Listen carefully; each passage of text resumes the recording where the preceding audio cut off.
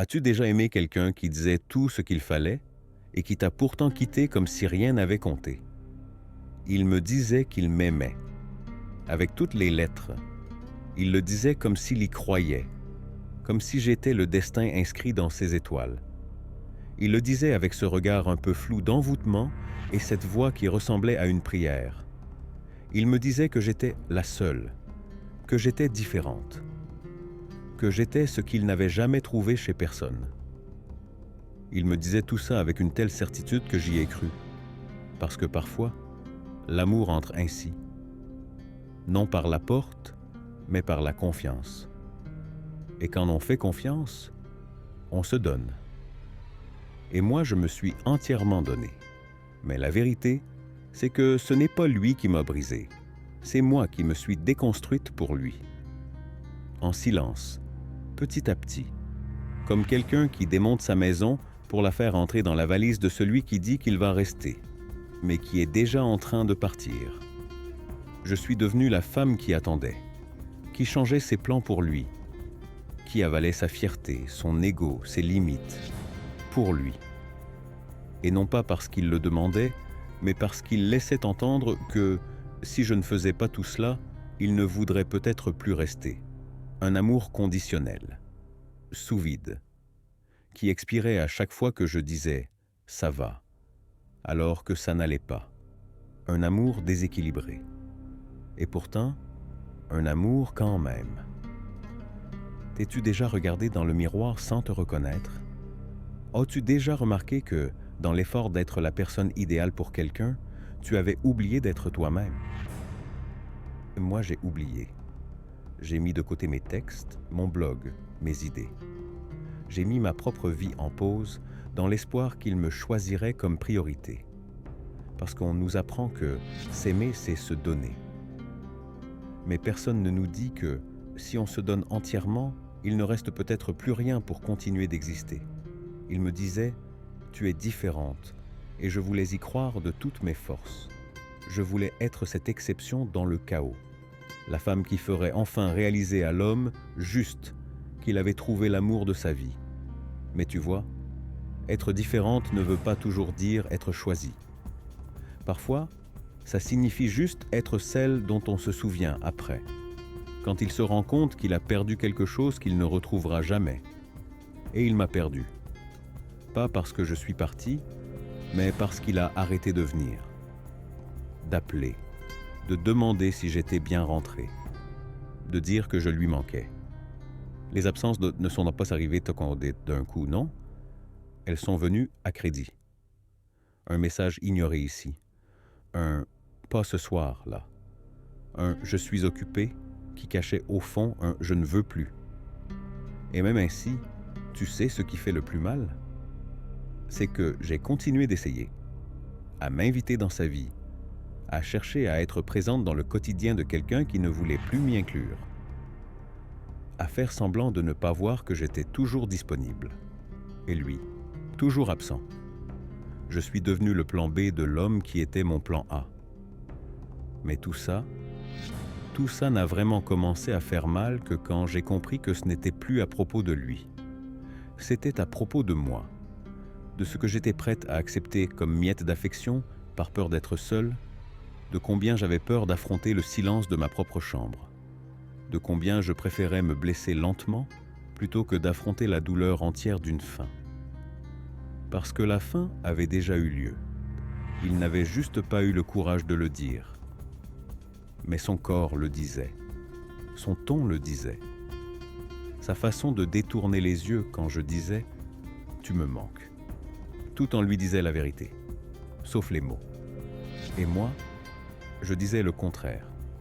Je disais que ça allait, que je comprenais, que je savais qu'il était occupé, fatigué, distrait, que ce n'était qu'une phase. Parce qu'on apprend à justifier l'absence de l'autre comme si c'était notre faute. On apprend à ravaler nos larmes pour retenir quelqu'un qui s'est déjà évaporé. Combien de fois j'ai regardé mon téléphone en espérant un « salut ». Combien de fois j'ai envoyé un message juste pour avoir une excuse de voir s'il était en ligne. Combien de fois j'ai vu la petite lumière verte sur WhatsApp et senti mon cœur s'accélérer pour découvrir qu'il était en ligne, oui, mais avec une autre. Tu sais, une partie de nous meurt quand l'amour devient attente, et que l'attente devient une imploration, et que l'imploration devient silence. Pas le silence de la faim, mais celui qui fait plus mal encore, le silence de celui qui est encore là, mais qui ne se soucie déjà plus. Je ne voulais pas être cette femme, mais je l'ai été. Celle qui annulait des soirées entre amis pour rester disponible. Celle qui cuisinait pour faire une surprise. Celle qui faisait semblant de ne pas être blessée quand il sortait sans prévenir. Celle qui disait « ce n'est pas grave », alors que ça faisait si mal qu'elle en perdait le souffle.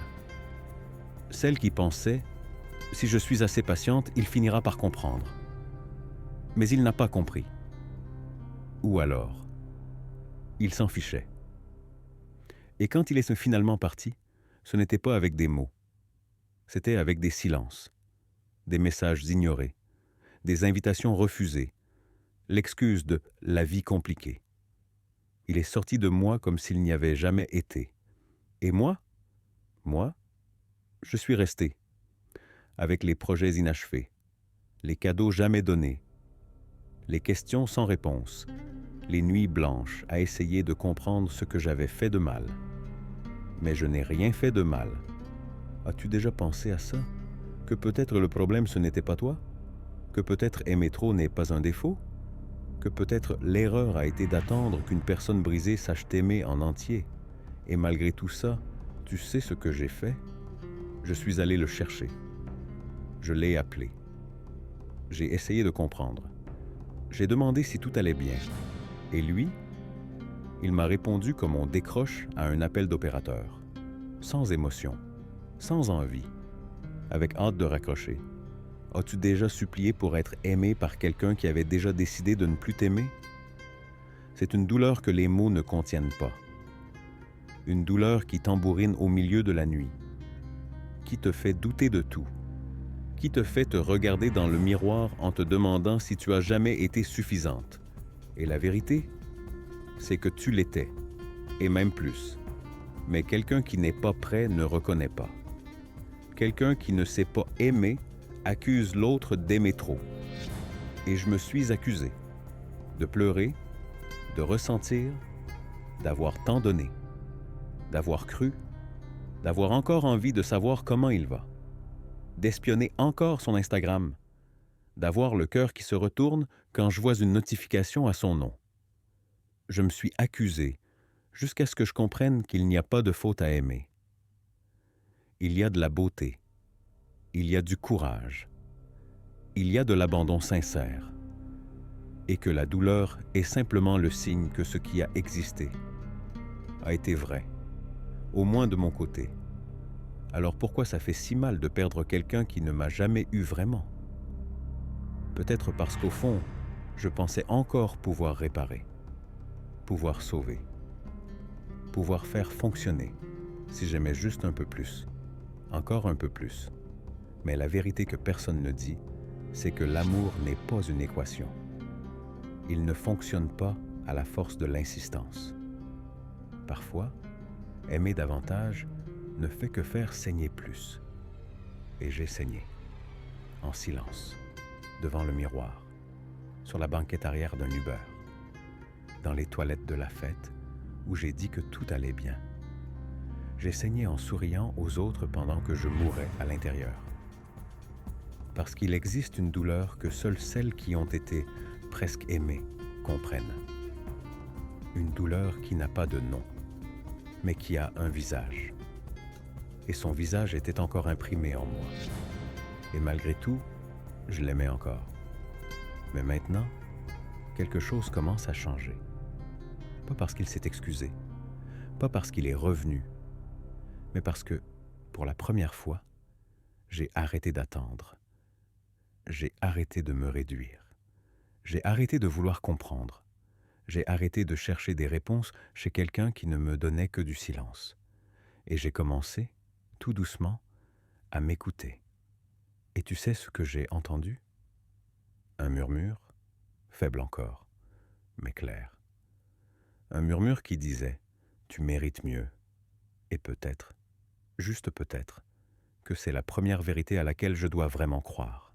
As-tu déjà essayé de maintenir une conversation avec quelqu'un qui ne voulait plus t'écouter? Déjà eu l'impression de parler à une porte fermée, en espérant que de l'autre côté, quelqu'un se soucie encore assez pour l'ouvrir? C'est comme ça que tout a commencé à changer. Pas à cause d'une grande dispute, pas à cause d'un moment de rupture dramatique, mais à cause de l'accumulation de petites absences. Il a cessé de me demander comment j'allais. Il ne me répondait plus avec l'enthousiasme d'avant. Il a arrêté de faire des projets. Et moi, j'ai commencé à inventer des excuses pour lui. Il est fatigué. C'est juste une phase. Il a beaucoup de choses en tête. Parce que c'est ce qu'on fait quand on aime. On essaie de sauver l'histoire, même quand elle n'est déjà plus que poussière. Mais l'amour, le vrai, ne disparaît pas comme ça. Il ne s'évapore pas entre une notification ignorée et une promesse annulée. Ce qui s'efface facilement n'a jamais eu de racines. Et moi, j'étais seul, en train d'arroser un jardin qu'il avait déjà laissé mourir. Il disait être occupé par le travail, par les amis, par des choses que je n'avais même plus le droit de questionner. On est passé de tout partager à de longs silences inconfortables, comme si chaque phrase demandait désormais un effort. Et quand quelqu'un doit faire un effort pour te donner de l'attention, c'est que tu n'es plus dans son cœur. Tu es juste dans son agenda. Un rappel, une notification qu'il peut mettre en sourdine à tout moment. Et il m'a mise en sourdine. Tu t'es déjà senti comme une application en arrière-plan dans la vie de quelqu'un? Moi, oui. J'appelais, et il répondait avec ce ton automatique. Ouais, ça va? Comme quelqu'un qui espère que ce sera rapide, indolore, sans conséquence. Comme quelqu'un qui est ailleurs et dont le corps est resté là juste par politesse. Mais il n'y a pas de politesse dans l'abandon. Il y a de la lâcheté. Et malgré tout, tu sais ce que je faisais? Je continuais d'apparaître. Tu veux que je passe t'aider avec ton blog? Tu veux que je t'apporte à manger? Tu veux parler de ta journée? Et il disait oui, mais avec ce genre de oui qui contient déjà un non. Le oui de l'ennui. Le oui par obligation. Le oui de celui qui accepte juste pour éviter les conflits. Juste pour ne pas avoir à dire la vérité à haute voix. Qu'il ne veut plus être là. Alors petit à petit, j'ai commencé à sortir de scène. Pas parce que je le voulais, mais parce qu'il m'effaçait avec une cruauté douce, une absence déguisée en quotidien. Il était là, sans l'être. Il répondait sans écouter. Il disait oui, mais vivait comme si c'était non. La première fois que je l'ai compris, c'était quand il a annulé au dernier moment, en disant que les potes allaient pas les passer à la maison. J'ai dit que ce n'était pas grave. Mensonge. C'était grave. Je m'étais préparé, j'avais annulé ma journée, acheté du vin, j'avais préparé un dîner, et je suis resté là, assise sur le canapé, à regarder mon téléphone comme si je pouvais faire reculer le temps. Mais le temps ne recule pas. Il révèle. Il révèle que l'amour à sens unique est une prison sans serrure. Tu peux sortir quand tu veux, mais tu ne sors pas parce que tu espères encore que quelque chose va changer, qu'il va redevenir celui qu'il était, qu'il va dire soudainement « Pardon, j'étais perdu, mais maintenant je te vois. » Mais il ne l'a pas dit, et il ne l'a plus jamais dit. Tu sais, il y a une douleur très précise à regarder quelqu'un t'oublier en temps réel. C'est une mort au ralenti. Tu le sens, tu le vois, mais tu ne peux rien faire. Et puis il y a les réseaux sociaux, l'endroit où l'amour finit de mourir, parce qu'il y est encore, avec des photos, des likes, des stories où il rit avec ses amis pendant que tu pleures, serré contre ton oreiller. avec des publications où il sourit au monde, le même monde dont il t'a exclu sans prévenir. Tu essaies de ne pas regarder, mais tu regardes, et chaque image est une lame, une confirmation qu'il va mieux sans toi. Et tu commences, coach, à te demander « Pourquoi n'étais-je pas suffisante ?» Et cette question-là, elle ronge, elle détruit, parce qu'elle vient avec les comparaisons, l'insécurité, les défauts que tu inventes peut-être. Tu commences à te voir avec des yeux de rejet. Et ça, c'est dangereux, parce que le rejet voit des défauts là où il y avait de la beauté. J'ai commencé à douter de moi, de mon corps, de ma façon d'être, de ma valeur. J'ai commencé à croire que j'avais fait quelque chose de mal. Que peut-être, si j'avais été moins intense, moins affectueuse, moins disponible, il serait resté. Mais c'est un mensonge que la douleur raconte pour survivre, parce que le problème, ce n'était pas l'intensité. Le problème, c'est qu'il ne savait pas quoi faire avec elle. Et pourtant, je restais. Tu connais ces relations fantômes? Quand sa présence est devenue absence et que ta présence est devenue supplication. Je vivais comme ça, à essayer de relancer les conversations, à essayer de plaire, à essayer de maintenir vivante une flamme qu'il éteignait avec du mépris. Jusqu'au jour où il n'est pas venu, il n'a pas prévenu, il n'a pas répondu. Je suis resté à l'endroit prévu, seul. Et pour la première fois, je n'ai pas pleuré. Je suis juste resté là, assise à fixer le sol en pensant « Qu'est-ce que je me fais là ?» C'était le début. Le début de la fin que j'aurais dû commencer depuis longtemps. Et tu sais ce qui m'a aidé à comprendre? Un tout petit détail. Un geste simple. Je l'ai appelé. Il a décroché. Mais d'une voix mécanique. « Salut, ça va? Je suis occupé là. Je suis avec les gars. On se parle plus tard, ok? » Sans « mon amour », sans « tu me manques », sans « je pense à toi ». Et c'est là, dans ce « on se parle plus tard », que tout s'est effondré. Parce que ce plus tard n'est jamais venu. Parce que le « on » n'existait déjà plus. Et moi, j'étais la seule à me battre pour une place qu'il avait déjà donnée à quelqu'un d'autre, ou au vide. Je suis rentré ce jour-là avec le cœur en miettes, mais aussi avec une décision. Je n'allais plus courir après quelqu'un qui me traitait comme une option. C'est là que beaucoup d'histoires devraient faire pense finir. Mais la plupart des gens reviennent encore une fois. Un dernier appel, un dernier message, un dernier espoir. Et je suis revenu. J'ai essayé. Parce que l'amour vrai, quand il est vrai que d'un seul côté, essaie encore de sauver l'impossible.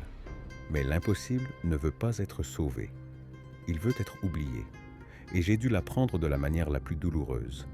J'ai dû me voir pleurer dans les toilettes d'un restaurant, le maquillage coulant, parce qu'il avait encore annulé.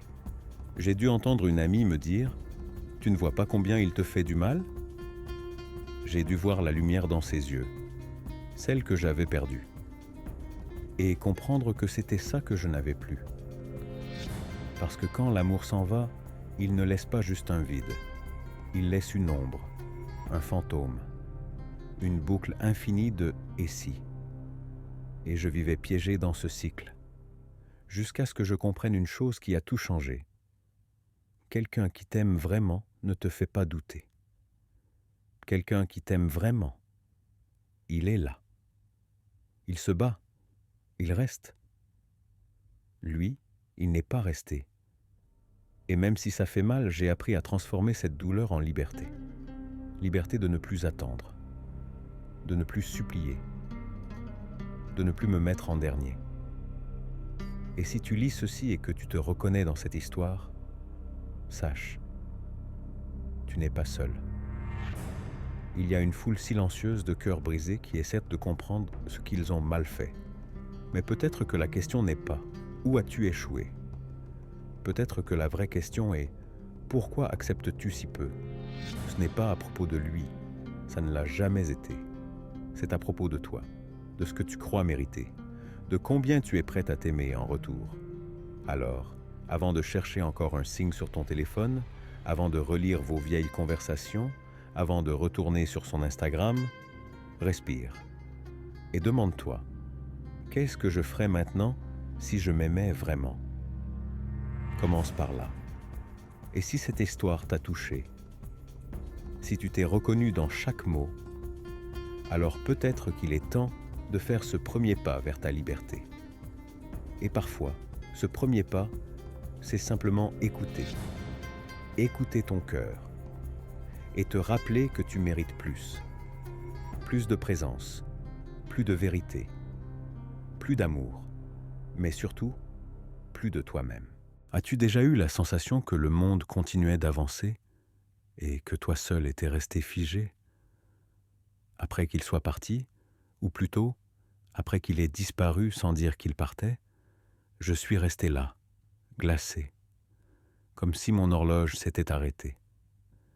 Alors que tout le monde autour de moi continuait à vivre, moi je vivais en boucle. Je revoyais les scènes, les mots, les gestes.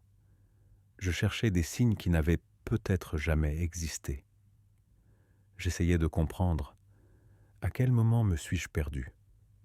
Ce n'est pas une question de nostalgie, c'est une question d'absence. Et ce que presque personne ne te dit, c'est que l'absence pèse plus lourd que la présence. Elle résonne, elle prend toute la place, elle envahit la maison, les journées, l'esprit. Son absence est devenue une routine. Et le plus cruel, je m'y suis habitué. T'es-tu déjà habitué au vide? C'est ce qui arrive quand on aime seul. La douleur devient du mobilier. Le manque devient une habitude. On commence à appeler normal, ce qui, au fond, a toujours été un abus émotionnel camouflé. De l'indifférence emballée dans des excuses, de la froideur déguisée en fatigue. Et j'acceptais. J'acceptais chaque petit rien, comme si c'était un tout. Un émoji sans contexte devenait « il tient encore à moi ». Un message générique se transformait en « peut-être qu'il est juste perdu ». Et c'est là que le danger commence. Quand on commence à interpréter des miettes comme si c'était des déclarations. Pourquoi fait-on ça? Peut-être parce qu'on nous a appris dès le plus jeune âge que l'amour demande de la patience, qu'il faut savoir attendre, comprendre, céder. Mais personne ne nous a appris qu'il y a une limite, que l'amour n'est pas un terrain d'essai, que notre dignité ne devrait jamais être négociable. Et quand j'ai réalisé que tout ce que je ressentais revenait toujours à moi, sans réponse, sans réciprocité, sans espoir, quelque chose en moi a commencé à changer. Au début, c'était une gêne, un nœud dans la gorge qui ne se défaisait pas. Puis c'est devenu de la colère, pas contre lui, contre moi, pour avoir tant permis, pour m'être oublié en essayant de ne pas le perdre. As-tu déjà ressenti de la colère contre toi-même? C'est un sentiment amer, cruel. La colère qui suit la déception est silencieuse. Elle ne crie pas, elle murmure. Tu aurais dû voir. Tu aurais dû arrêter. Tu t'es laissé emporter. Et dans ce tourbillon de reproches intérieurs, j'ai compris l'essentiel. Je ne savais plus qui j'étais sans lui. Ça te fait peur? Parce que moi, ça m'a terrifié. L'amour, quand il devient ton identité, devient une prison. Je me suis perdu à vouloir le retenir. Je suis devenu un reflet, une attente, une addiction. Et plus il s'éloignait, plus je courais après. L'ironie, c'est que plus il fuyait, plus je me rapprochais du vide, émotionnel, physique, mental. Parce qu'aimer quelqu'un qui ne te voit pas, c'est crier dans un puits. Et j'ai crié en silence. Il y avait des jours où je n'arrivais pas à sortir du lit.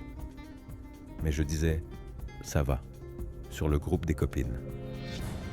Des jours où je pleurais sous la douche, en cachette, parce que c'était plus sûr que d'avouer que j'étais en train de m'effondrer. Des jours où je souriais sur les photos et où je mourais à l'intérieur. Parce que la société attend de nous qu'on avance, qu'on tourne la page. Mais comment tourner la page de quelque chose qui n'a jamais eu de point final? C'est ça, le plus dur, une fin sans conclusion, un adieu qui n'est jamais venu, l'absence de clôture. Parce que ce qui fait mal, ce n'est pas juste la rupture, c'est l'indifférence, le mépris, la sensation d'avoir été jeté comme si rien n'avait compté.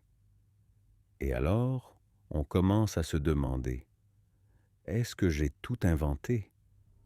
C'est le doute le plus cruel, celui qui te fait repasser chaque conversation, chaque souvenir, à la recherche de preuves que tu n'étais pas folle, qu'il a ressenti lui aussi, qu'à un moment, il t'a aimé. Mais si ce n'est pas le cas, et s'il n'avait jamais ressenti tout ce qu'il disait, et si tu n'étais qu'un port temporaire, le temps qu'il décide de partir? Je sais, ça fait mal. Mais cette question doit être posée, parce que c'est à partir d'elle qu'on commence à se libérer, à comprendre que l'amour véritable ne crée pas de doute, ni d'angoisse, ni le besoin constant de prouver sa valeur. L'amour réel, c'est une présence. C'est de l'attention. C'est un choix, chaque jour, pas une absence choisie. Et c'est à ce moment-là, tout au fond de mon trou émotionnel, que quelque chose en moi s'est réveillé. Ce n'était pas une lumière magique, ni une révélation de film. C'était de la fatigue, de l'épuisement. Un stop si sincère qu'il brûlait la peau. Un besoin profond de me reconnecter à moi-même, de récupérer ce qu'il avait emporté, ma confiance, ma joie, ma paix. Tu sais ce que ça fait de se réentendre? Au début, c'est étrange. La voix intérieure est faible, rouillée. Mais elle est là. Et si tu écoutes attentivement, elle recommence à parler plus fort. Elle te rappelle ce que tu aimais avant lui, ce qui te faisait vraiment sourire. Elle commence à dire « Tu es encore là, et j'étais là, affaiblie, oui, mais vivante. » C'est là que j'ai commencé à changer de petites choses. J'ai quitté les groupes où je restais juste à cause de lui. J'ai effacé des photos, vidé des dossiers. Je l'ai arrêté de suivre, pas par colère, mais pour survivre. J'ai recommencé à écrire, des petits textes, des brouillons, des émotions enfermées qui refaisaient en surface. Et petit à petit, j'ai compris qu'il ne me définissait pas. Il ne l'a jamais fait. Mais pourquoi est-ce si difficile à voir quand on est encore dedans? Parce que l'amour nous apprend à nous concentrer sur l'autre. Et la fin d'un amour flou nous laisse sans direction. Il faut reconstruire la carte. Réapprendre le chemin. Redécouvrir qui on est sans l'autre. Et ça fait peur. Parce que ça demande du courage pour se regarder sans filtre. Mais tu veux connaître le secret? Tu es déjà suffisante. Même brisée. Même en deuil. Même perdue. Tu es suffisante. Et tu l'as toujours été. Il n'avait tout simplement pas la maturité pour le voir. Et ça ne te diminue pas. Ça révèle que l'erreur n'était pas d'aimer. L'erreur, c'était de rester là où l'amour ne vivait plus. Et si tu es arrivé jusqu'ici, le cœur battant, les souvenirs en ébullition, alors il est peut-être temps de te poser une question qui change tout. Et si, pour une fois, tu choisissais toi, au lieu d'attendre d'être choisi par quelqu'un d'autre? T'es-tu déjà demandé à quel moment exactement une personne se brise de l'intérieur?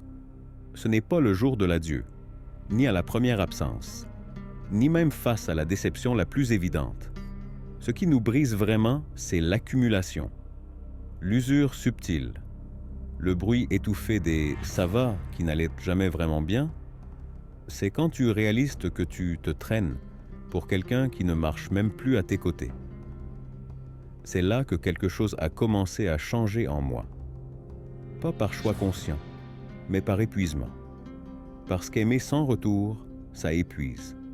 Et cette fatigue n'est pas seulement physique, elle est existentielle. Tu commences à te lever plus tard, tu perds l'appétit, Tu t'énerves pour des riens. Ton monde intérieur devient un champ de bataille silencieux entre l'espoir et l'illusion. Et à un moment, tu comprends. Soit tu te sauves, soit tu continues de sombrer en essayant de sauver quelqu'un qui ne veut pas l'être. Et la question qui a commencé à marteler dans ma tête était: jusqu'à quand vais-je m'abandonner par peur d'être abandonné? Cette question me suivait partout, dans les embouteillages, au travail, dans la file du supermarché. Je voyais des couples et je me demandais, est-ce qu'eux aussi font semblant? Est-ce qu'eux aussi se taisent pour ne pas perdre l'autre? Est-ce que quelqu'un ici donne tout juste pour ne pas être oublié? J'ai commencé à comprendre que beaucoup de gens vivent ainsi, en mode survie dans leurs relations.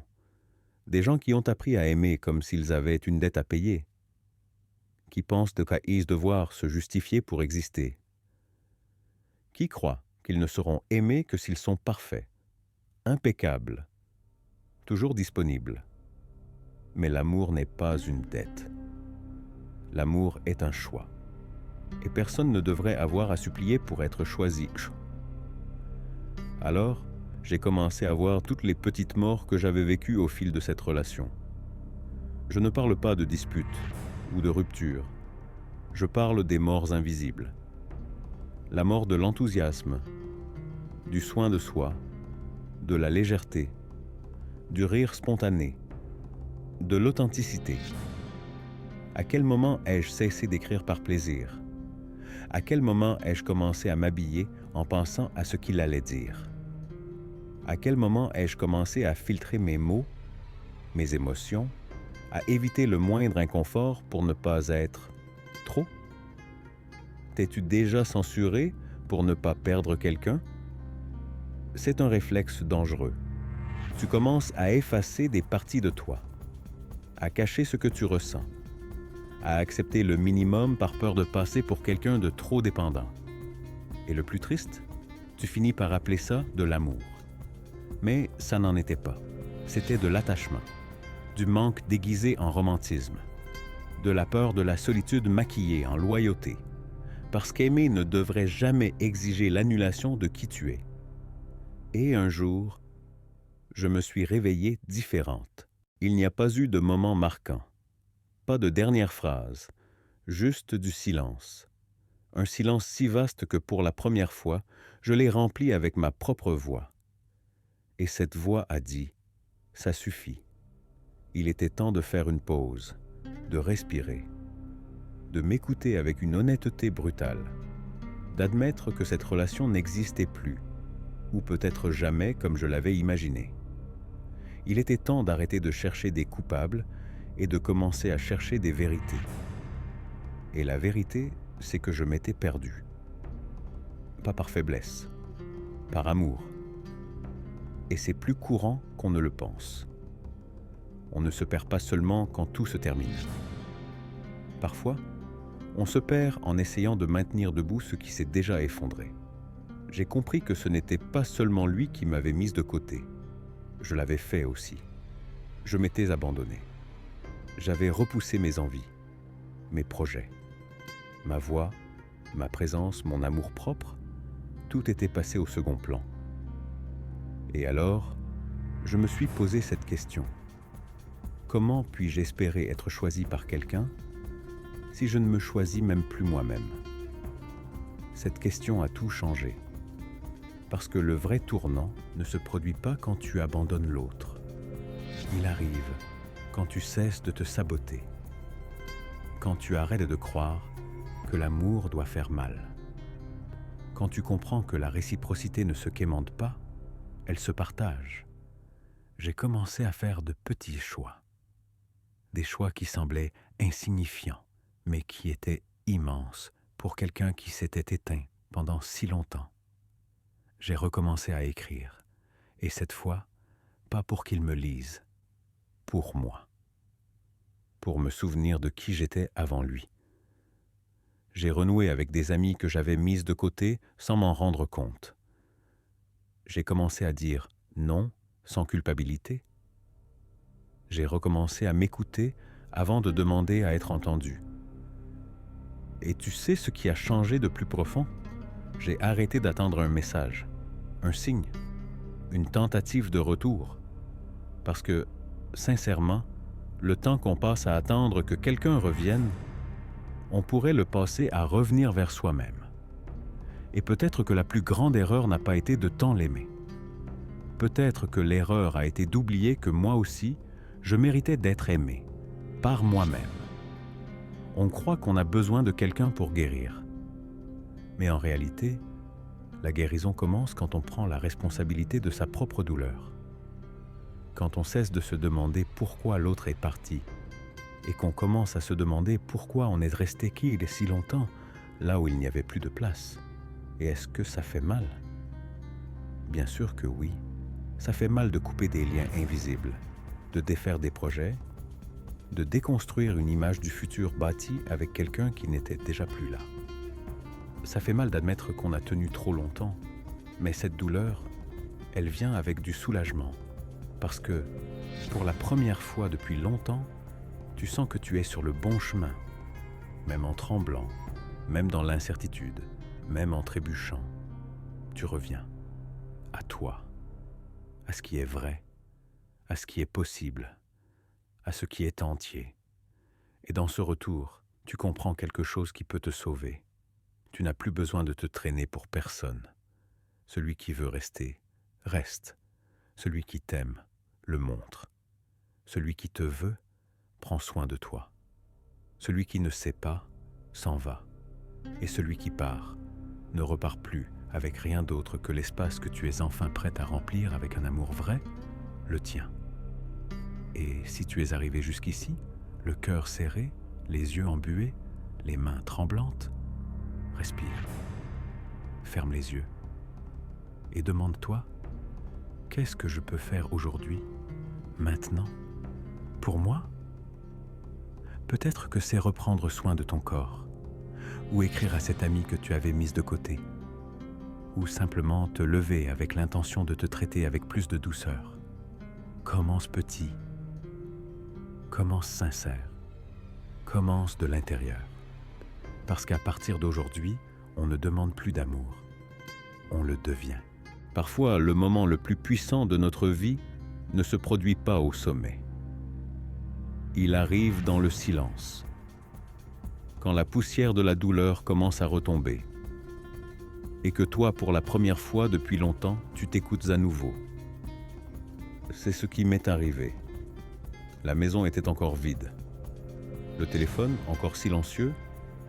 Mon cœur portait encore des marques que j'essayais de cacher, même à moi-même. Mais quelque chose en moi n'était plus à la même place. Je n'attendais plus son message avec la même impatience. Je ne vérifiais plus son vu pour la dernière fois, comme on chercherait les signes vitaux d'un amour en coma. Et quand j'ai réalisé ça, j'ai compris. Quelque chose était en train de changer. C'est ainsi que commence la redécouverte. Pas comme un cri, mais comme un murmure. Tu connais ce moment où tu te rends compte que tu as survécu à ce que tu pensais ne jamais pouvoir supporter? Que tu es debout, même après t'être effondré 1000 fois à l'intérieur. Ce moment est précieux, parce qu'il marque le début de ton retour à la maison. Et ici, la maison, c'est toi. Mais ce retour n'est pas linéaire. J'ai commencé doucement, avec des pas courts, hésitants. Parce qu'après tant de temps à m'annuler pour quelqu'un d'autre, je ne savais plus ce qui me rendait heureuse. Des questions simples me bloquaient. Qu'est-ce que j'aime faire quand personne n'attend rien de moi? Quelle musique me touche quand je ne cherche pas à plaire? Quels vêtements me font me sentir vivante et pas juste acceptable? Ça peut sembler banal, mais ça ne l'est pas. La perte d'identité émotionnelle est une des formes les plus silencieuses de trahison de soi. Et elle est bien plus fréquente qu'on ne le pense. Une étude publiée par l'Université de Géorgie a montré que, dans les relations non réciproques, 74% des personnes modifient significativement leurs goûts et habitudes pour s'adapter à leur partenaire. Et beaucoup ne se rendent même pas compte qu'elles le font. Et j'étais l'une d'elles. J'ai commencé à repasser mes journées en revue. J'ai découvert que j'avais arrêté d'écouter mes chansons préférées parce qu'il les trouvait déprimantes, que j'avais cessé d'écrire sur mon blog parce qu'il disait que je m'exposais trop, que j'avais arrêté de voir certaines amies parce qu'ils ne les sentaient pas, que j'avais changé le ton de ma voix, la façon dont je me maquillais, même mon rire. Oui, mon rire. As-tu déjà eu honte de la façon dont tu ris? Moi, oui. Et c'est là que le danger devient évident. Quand l'amour étouffe jusqu'au son de ta joie, ce n'est plus de l'amour. C'est du contrôle émotionnel déguisé en préférence personnelle. C'est de l'invasion maquillée en opinion. Et nous, dans le désir d'être aimé, on ravale, on se tait, on se modèle. Mais il arrive un moment où le moule ne colle plus. Et c'est là que j'ai commencé à agir. Pas avec de grands gestes, mais avec des petites libérations. J'ai recommencé à écrire, pas pour qu'ils lisent, pour me lire moi, pour me retrouver entre les lignes, dans les métaphores, dans les phrases imparfaites. Et c'était comme allumer la lumière dans une pièce restée trop longtemps dans le noir. J'ai recommencé à bouger. Pas pour me venger, pas pour lui montrer ce qu'il a perdu, mais parce que mon corps méritait le mouvement, méritait la vie. J'ai recommencé à marcher seul, écouteurs dans les oreilles, à regarder les arbres, les chiens sur les trottoirs, les couples dans les cafés. Pour la première fois depuis longtemps, j'observais le monde sans tout filtrer par lui. Et puis, quelque chose d'inattendu est arrivé. Il est revenu. Bien sûr qu'il est revenu. Ils reviennent toujours. Toujours au moment où ils sentent que du fougeant, que tu ne tournes plus autour d'eux. Comme si ton éloignement déclenchait un radar. Et quand il est réapparu, mon cœur a réagi, mais différemment. Ce n'était plus comme avant. Il n'y avait ni euphorie, ni soulagement, ni panique. Il y avait de la paix. Une paix méfiante, mais réelle. Il a envoyé un message banal. Un truc du genre « Salut, disparu, ça va? J'ai pensé à toi ces derniers jours. » Et là, à cet instant, j'ai compris ce que j'avais tant espéré lire dans cette phrase. Je n'en avais plus besoin. Parce que ce qui me faisait avancer maintenant, ce n'était plus le désir d'être désiré par lui, mais le fait de me désirer à nouveau moi-même, le fait de me prioriser, de m'écouter, de m'accueillir. C'est un basculement subtil, mais puissant. C'est le moment où tu comprends que l'amour le plus urgent est celui que tu te dois à toi-même, et que personne, absolument personne, ne peut combler un vide né de ta propre déconnexion intérieure. Fais une pause ici. Respire avec moi. Si tu es arrivé jusqu'ici, c'est peut-être que tu traverses quelque chose de semblable. Peut-être que tu es en chemin. Peut-être que tu attends encore un message. Peut-être que tu l'as reçu. Peut-être que tu as rechuté. C'est OK. Ce chemin n'est pas une ligne droite. C'est une spirale. Parfois, tu as l'impression de revenir au point de départ, mais tu n'es plus la même. Tu as de nouvelles questions. Tu portes déjà d'autres réponses. Ce qui compte, c'est que maintenant, tu te regardes à nouveau. Et quand ça arrive, un nouveau chapitre commence. La redécouverte n'est pas seulement émotionnelle, elle est concrète. Elle se fait de choix, de réorganisation, de reconquête intérieure. Et ce processus peut être magnifique, mais aussi solitaire. Parce que grandir, ça éloigne. Tu te rends compte que beaucoup de gens autour de toi ne te connaissent pas vraiment. Que certains liens ne tenaient que parce que tu jouais un rôle qui ne te va plus. Et briser ces rôles, ça fait peur. Mais tu sais ce qui fait encore plus peur? Y rester enfermé. Alors, à ce moment précis, tu dois te poser une vraie question. Qui suis-je maintenant que je ne cherche plus à plaire? Cette question peut faire mal, mais elle peut aussi te libérer. Tu découvriras peut-être que tu as toujours voulu changer de métier, que tu veux vivre ailleurs, que tu n'aimes pas autant sortir que tu faisais semblant, ou que tu aimes bien plus que tu n'osais l'admettre. Tu découvriras peut-être que tu avais arrêté de rêver. ou que tes rêves n'étaient même pas les tiens, mais des copies des attentes des autres. Cette découverte vient parfois avec de la douleur, avec du deuil, avec des ruptures. Mais elle vient aussi avec quelque chose de rare, de la clarté. Et la clarté, c'est la graine de la liberté. J'ai commencé à la planter dans le quotidien. Un déjeuner seul dans un restaurant que j'avais toujours voulu essayer. Un non ferme à une invitation que j'acceptais par habitude. Un livre acheté sur un coup de tête.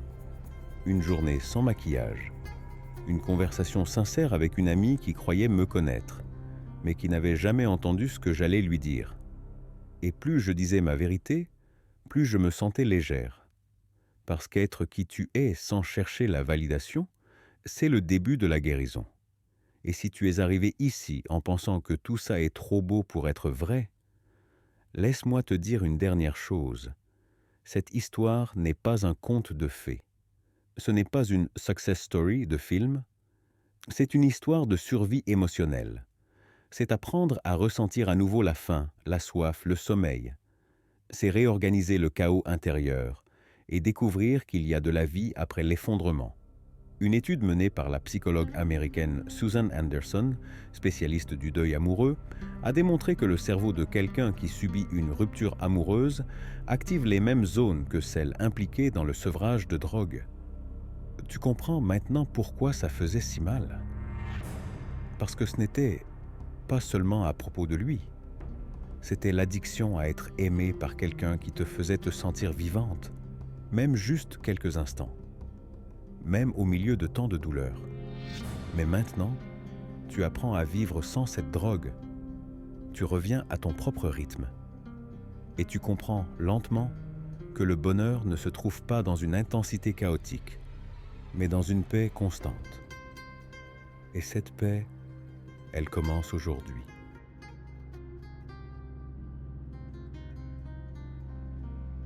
Et si la vie te mettait face à tout ce qui t'a déjà détruite, mais cette fois, avec toi entière, c'est exactement ce qui m'est arrivé. Je ne m'y attendais pas, je te le jure. Je n'avais pas imaginé de scénario, je n'avais pas fantasmé de retrouvailles, je n'avais même pas envisagé la possibilité.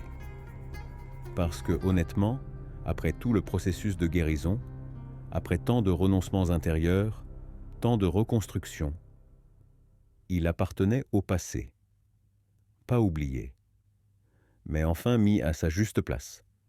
Une page tournée, un chapitre clos. Mais la vie, comme toujours, aime tester notre évolution. Il est réapparu, comme s'il n'avait pas d'histoire, comme s'il n'avait jamais fait mal, comme s'il passait juste par là, par hasard. C'était une soirée ordinaire, un moment entre amis, des rires francs, mon rire retrouvé, et puis, de l'autre côté de la rue, lui, le même regard, la même posture, mais un autre effet. Parce que ce n'était plus à propos de lui, c'était à propos de moi. Mon corps a réagi, bien sûr. La mémoire affective est rapide. Le cœur s'est accéléré, ma main a transpiré, mon esprit a flotté 2 secondes. Mais cette fois, le tremblement ne venait pas du manque. Il venait du choc de constater à quel point j'avais avancé. Il s'est approché. Il m'a salué comme si c'était la chose la plus naturelle du monde. Souriant, discours bien rodé. Tu es magnifique. Ça fait un bail, hein? J'ai pensé à toi ces derniers temps. Combien de fois avant j'ai rêvé qu'ils disent ça? Mais cette fois, la phrase ne m'a pas hypnotisé. Elle m'a alerté. Parce que maintenant, je connaissais le poids de ces mots. Je savais où ils menaient. Je savais qu'ils ne venaient pas d'un amour retrouvé, mais d'une nostalgie confortable. Et le plus surprenant, je ne voulais plus appartenir à ce souvenir.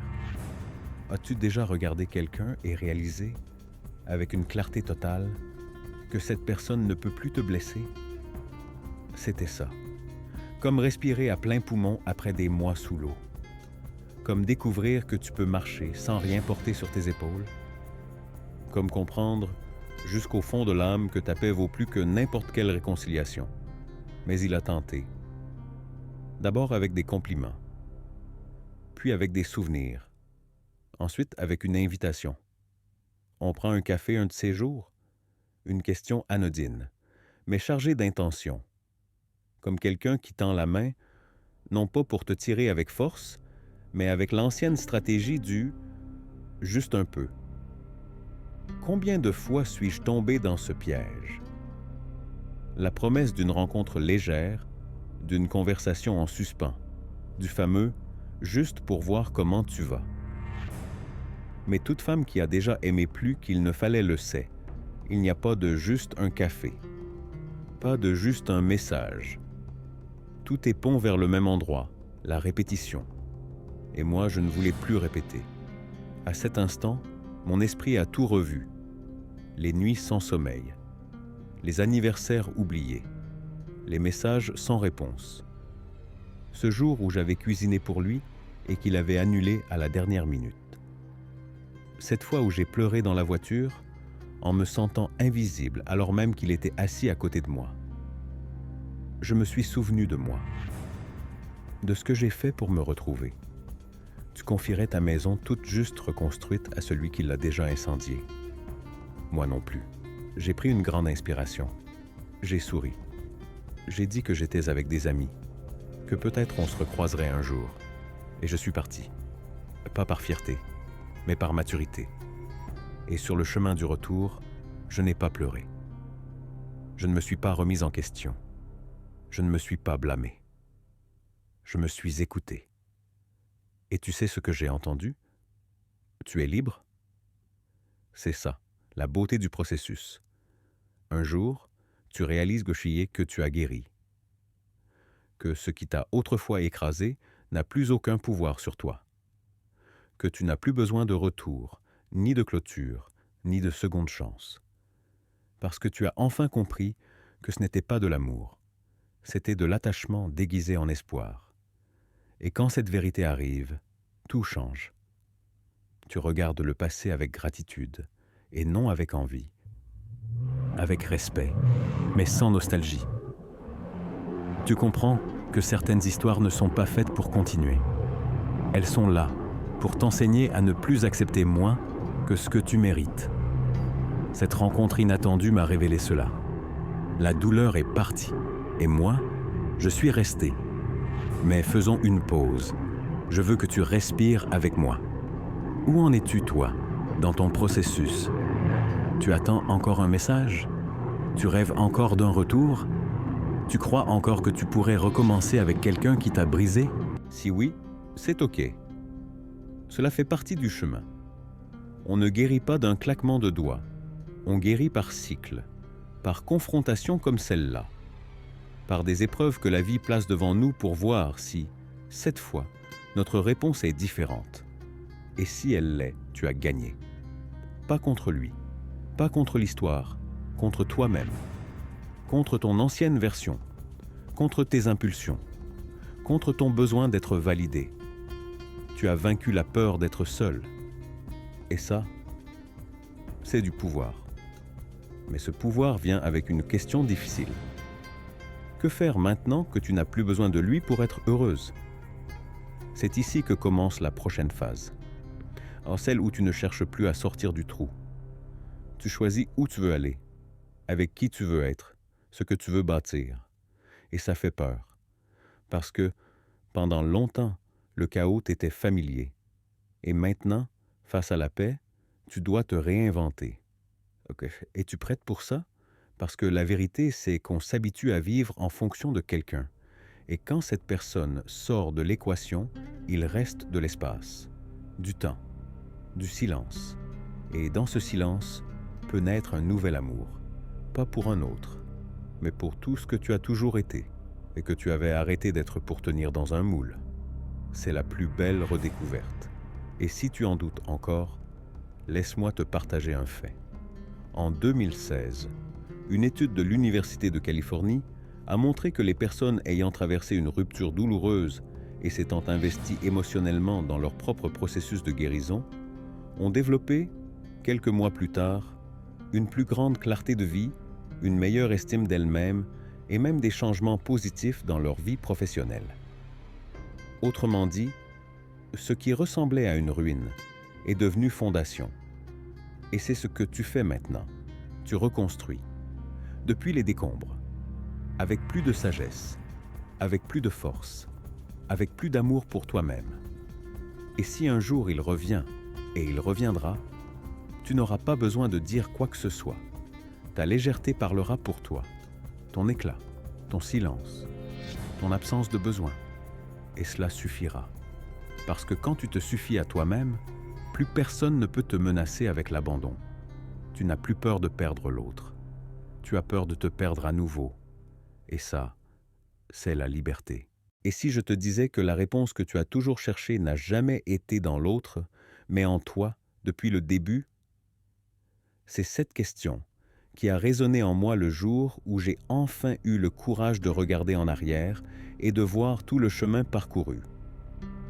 De la douleur la plus brute au premier pas hors de l'obscurité, du manque qui étouffe au retour vers celle que j'avais oublié d'être, du vacarme des messages ignorés au silence doux de celle qui n'a plus besoin de supplier pour exister. Pendant longtemps, j'ai voulu comprendre, décoder, réparer, refaire ce qui n'avait plus de fondation. La relation, lui, le nous.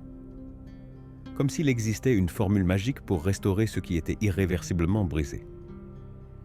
Mais tu sais ce que j'ai compris? Que tout ce qui se casse ne doit pas forcément être réparé. Parfois, il vaut mieux laisser tomber, comme un rappel que certaines choses n'ont plus leur place. Je n'avais pas besoin de revenir. Je n'avais plus besoin d'entendre des explications. Je n'attendais même plus d'excuses, parce qu'au fond, la réponse n'était jamais dans ces mots ou ces gestes. Elle était en moi, dans ce que j'ai accepté en silence, dans ce que j'ai supporté par peur, dans ce que j'ai cru mériter, faute d'amour de soi. Et cette prise de conscience a été libératrice. Peu à peu, j'ai cessé d'évaluer ma valeur à travers le regard des autres. J'ai arrêté de me demander si j'étais assez, d'imaginer que je devais être plus ceci ou moins cela pour mériter l'amour. L'amour véritable ne réclame pas de performance. Il ne demande pas qu'on s'abandonne pour être aimé. J'étais suffisante. Je l'ai toujours été. Je ne m'en étais simplement pas rendu compte. Et peut-être que toi aussi, tu es à cet endroit, entre ce qui est fini et ce qui n'est pas encore, entre le vide et la renaissance.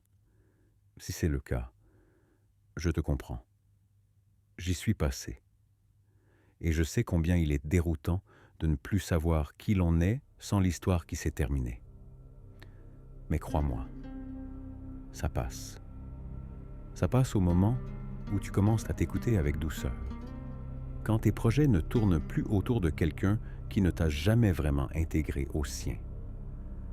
Quand tu remplaces le « est-ce qu'il va remarquer mon absence » par « qu'est-ce que je peux construire maintenant que je me suis retrouvé », c'est là que la vie bascule. Pas en grande scène dramatique, mais dans les petits instants. Un soupir apaisé, un café savouré pour soi, un éclat de rire qui revient sans prévenir. La guérison se cache dans ces détails, dans les choix simples de chaque jour, de ne plus retourner là où l'on s'est perdu. Et quand cette vérité m'a enfin atteinte, j'ai senti la paix. Pas une euphorie de cinéma, mais une légèreté douce. Légère d'attente irréaliste. Légère de liens fondés sur le déséquilibre. Légère de cette idée fausse que mon importance dépendait de la présence de quelqu'un. Légère de moi-même, ou plutôt de la version de moi qui se contentait de miettes en pensant que c'était tout ce qu'elle pouvait avoir. C'est là que l'histoire a vraiment recommencé. Quand j'ai redéfini ce qu'était le bonheur, et que j'ai compris qu'il ne crie pas, qu'il n'est pas tapageur, qu'il ne se résume pas à une fin romantique. Le bonheur vrai est discret et stable. C'est rentrer chez soi et sentir que c'est un lieu sûr. C'est s'allonger sans attendre de message pour valider sa journée. C'est se savoir entière, même seule. Et le plus beau, c'est que je suis tombée amoureuse de moi, d'une manière qu'aucune relation n'aurait pu m'enseigner. Un amour calme, sans besoin de présence constante, de selfie ou de promesses. C'est la tendresse de préparer son propre café avec soin, de danser seul au milieu du salon, de prendre soin de soi, de s'écouter, de se respecter, de s'endormir en paix et de se réveiller sans crainte. Cet amour de moi a été, au fond, la réponse la plus claire. La réponse à chaque nuit blanche passée à douter. À chaque fois que je me suis demandé s'il m'avait aimé. À cette question qui faisait le plus mal, est-ce que c'était réel?